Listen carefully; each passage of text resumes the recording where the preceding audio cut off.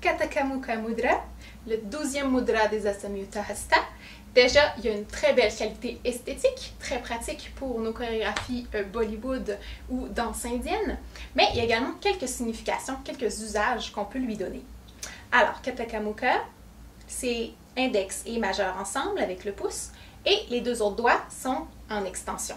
Si on prend la signification en sanskrit, c'est carrément l'ouverture d'un bracelet ou un fermoir. Il y a certaines versions du mudra où on voit les deux derniers doigts repliés. Alors, vous pourriez également jouer avec cette autre variante. Pour cette vidéo, je vais utiliser seulement celui-ci. L'usage le plus fréquent qu'on peut faire de Kataka Mukha, c'est pour se parer de bijoux. Alors, je pourrais tout simplement aller saisir un petit objet délicat, que ce soit une boucle d'oreille ou un collier, et aller mimer le fait de le mettre sur moi. Donc, si je prends par exemple un collier, je pourrais tout simplement faire le tour ici et aller l'attacher en arrière. Je pourrais également mettre des choses dans mes cheveux. Donc, je pourrais peut-être faire un rond, mettre des perles, mettre quelque chose d'intéressant dans mes cheveux. Je pourrais aussi me mettre une ceinture.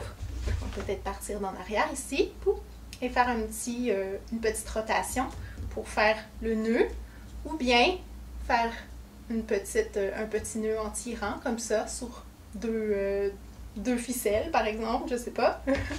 Je pourrais aussi mettre des paillettes sur mon pied, comme ça, tout simplement faire le tour autour de ma cheville, ou les boucles d'oreilles.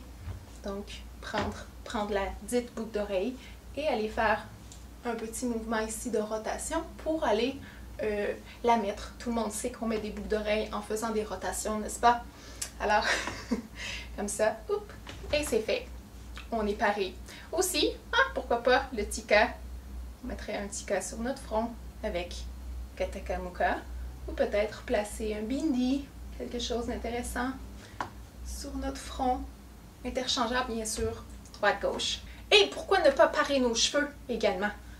On pourrait les tresser, ou je pourrais mettre des fleurs dans la tresse ou des perles.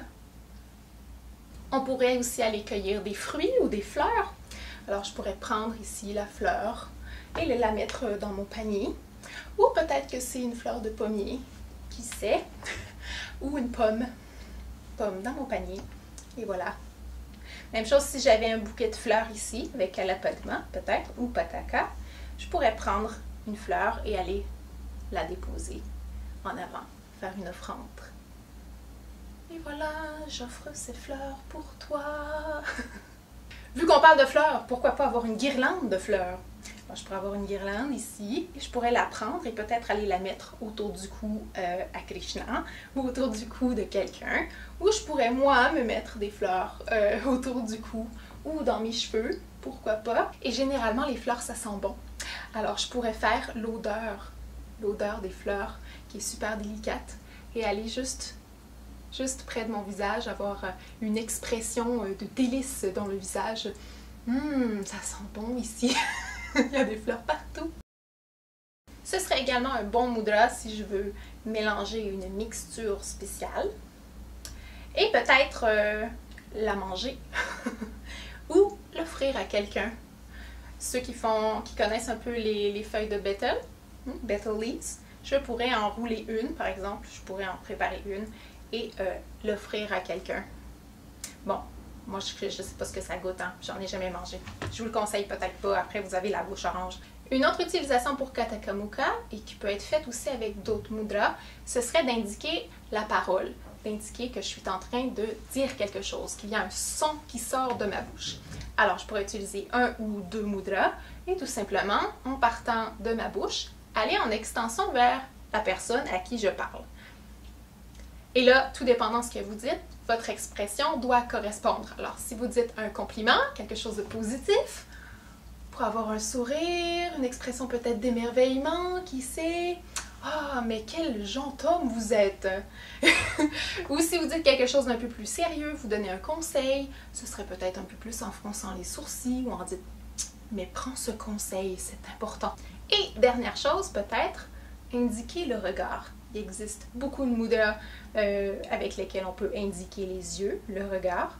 Kataka Mukha c'en est un, peut-être pas le plus commun, mais c'en est un que vous pouvez quand même utiliser. Et je l'aime particulièrement pour montrer un regard en coin, un petit peu espiègle peut-être, un petit peu sournois. Alors, vous pouvez tout simplement l'amener directement à votre œil, sur le côté de l'œil ici, pour qu'on voit bien votre visage et le mudra, et peut-être de côté, en diagonale, ça pourrait être super, ou le passer, commencer de l'autre côté de votre visage, et l'amener au niveau des yeux, ici.